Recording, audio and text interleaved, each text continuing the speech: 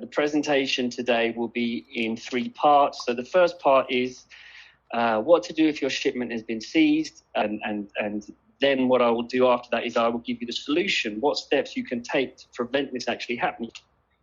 And then finally, we've got the Brexit deadline coming up. The UK has already left the European Union, but we are still subject to EU regulations right up until the 31st of December of this year. So why is there so much product moving around in the UK?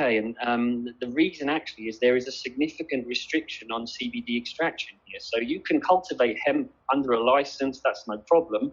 But one of the specific conditions entered into every UK hemp cultivation license is that the green material of the plant must be retted on site.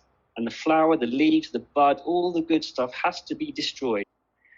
Now, this is who we're dealing with. This is the UK Border Force. These are the guys who are monitoring the shipments coming into the UK. Now, the main reason as to why the Border Force are seizing products as they enter the UK is because of THC. If a cannabinoid is controlled on this list, you need a license to be able to bring it into the UK and to be able to handle it. And the current UK law does allow a minor component of THC to be in a product without the need for a license.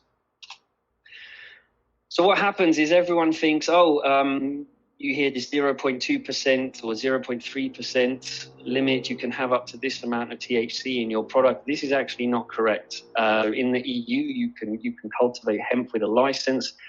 You have to use EU-approved strains of the hemp plant, and these strains will typically yield 0.2% THC or less. But that 0.2% does not translate across to extracts. It purely relates to cultivation, so it's a common mistake. So in the UK, we have something called the exempt product criteria. This is the exemption that allows you to have a small amount of THC in your product without the need for a license. The exemption has three parts. I'm not overly concerned about 1 and 2. We could probably do a whole webinar just on these three parts, but part C is the important one, okay? So to satisfy the exemption, your product has to comply with all three parts. And then it's part C that confirms you can have up to 1 milligram of the controlled drug in your product or preparation without the need for a license. So the Home Office says in their guidance, and it is guidance, it's not law, their view is that the 1 milligram threshold referred to in Part C is for a container, so the bottle or the packet that the product is contained in. And they specifically say not a, and here is the diagram, just to explain what a problem this causes. This letter here is the notice of seizure, okay? So when your product gets seized, they should write to you either by post or by email explaining to you that your product has been seized. They then go on to give you the details of how you can appeal, and they say within 1 month of the date shown above, you have to appeal in writing. So that's how frustrating these situations can be. So in summary, there's 5 points to remember for this type of situation. Make sure you get your appeal in within 1 month of getting the notice of seizure.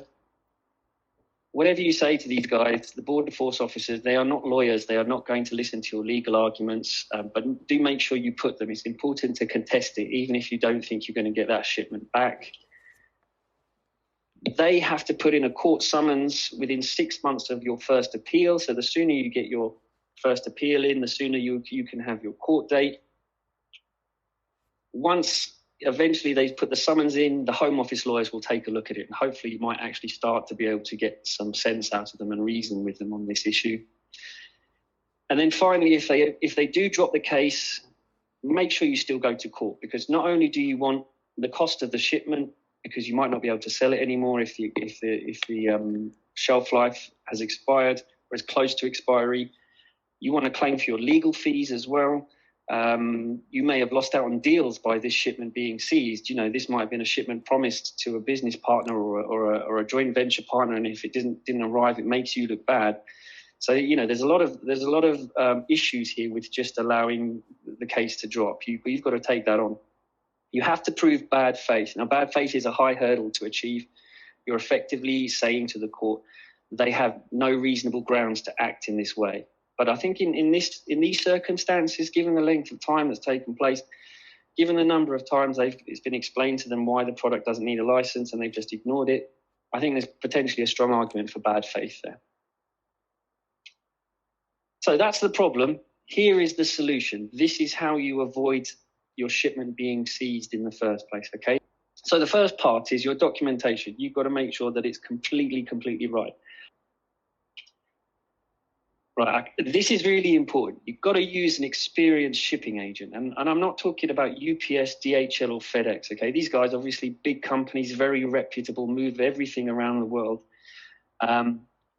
Do they have specific knowledge of CBD? Do they have shipping agents working there that know everything about CBD? I don't know. Maybe you're dealing with someone that does.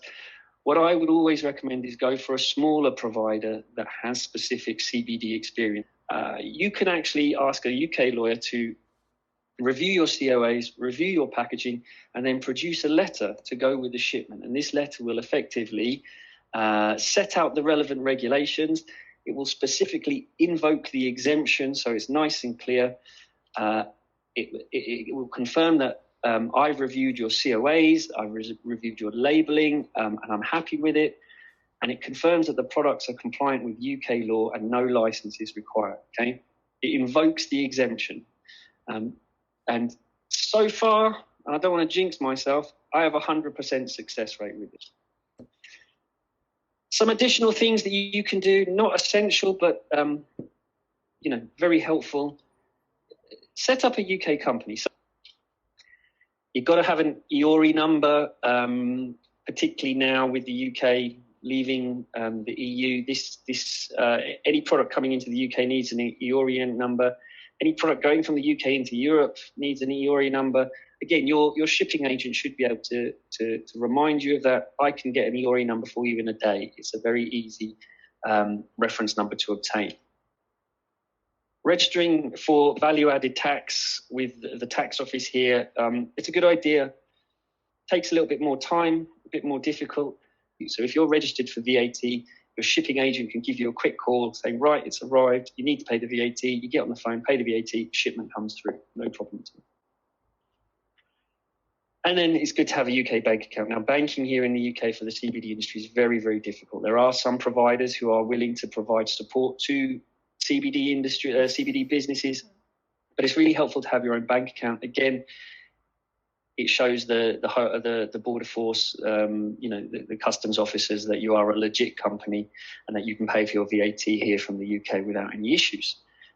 So, Brexit implications. So, in short, without giving my own personal views on it, the UK has decided that it would be a good idea to weaken its political and economic ties with its nearest friends, neighbours, allies and trading partners. What Brexit means for the UK is changes in relation to tariff and non-tariff barriers.